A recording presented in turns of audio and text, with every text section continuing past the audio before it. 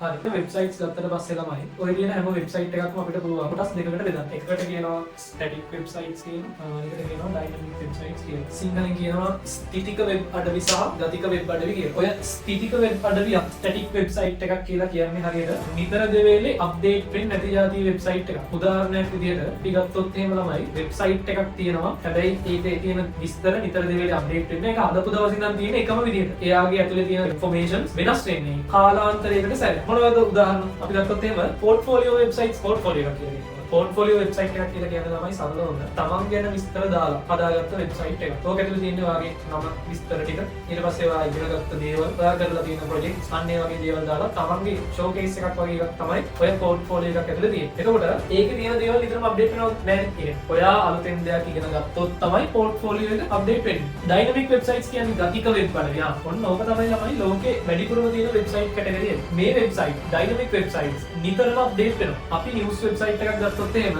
News website එකකට හැම වෙලේම නිවුස් ඇඩනවා නේද? අලුතෙන් මොකක් හරි නිවුස් එකක් එන්නේ වෙබ්සයිට් එක අප්ඩේට් වෙවි යනවා. සහ පරණ නිවුස් වලට බලන්න හරිද? එතකොට ඒ වගේ නිතර දෙවේලේ අප්ඩේට් වෙන වෙබ්සයිට්ස් ඕවට කියනවා ඩයිනමික් වෙබ්සයිට්ස් කියලා. එතකොට දැන් ඔයාලට හිතෙන්න ඕනේ මේ ඩයිනමික් වෙබ්සයිට්ස් වල තියෙන දේවල් නිතරම අප්ඩේට් වෙනවා නම් ඒ වගේම මේක ඇතුලේ තියෙන පරණ දේවල් අපිට බලන්න පුළුවන් නම් මෙන්න මෙයා එක මොකක්ද වෙන්න ඕනේ? ඩේටාබේස් එකක් සම්බන්ධ වෙලා තියෙන්න ඕනේ නේද? ඩේටාබේස් එකක් කනෙක්ට් වෙලා තියෙන්න ඕනේ. මොකද මෙයාගේ දේවල් තැන්පත් කරගෙන අදෝගක තියන් ඉන්නවා නම් මොකක් වෙන්න ඕනද? පරණ දේවල් බලන්න පුළුවන් නම් මොකක් වෙන්න ඕනද? ඩේටාබේස් එකක් කනෙක්ට් කරලා තියෙන්න ඕනේ. ඒතර ස්ටැටික් වෙබ්සයිට්ස් සහ ඩයිනමික් වෙබ්සයිට්ස් විදිහට අපිට ඕනම වෙබ්සයිට් එකක් මෙන්න මේ කොටස් දෙකකින් එකකට ලින්ක් කරන්න පුළුවන්.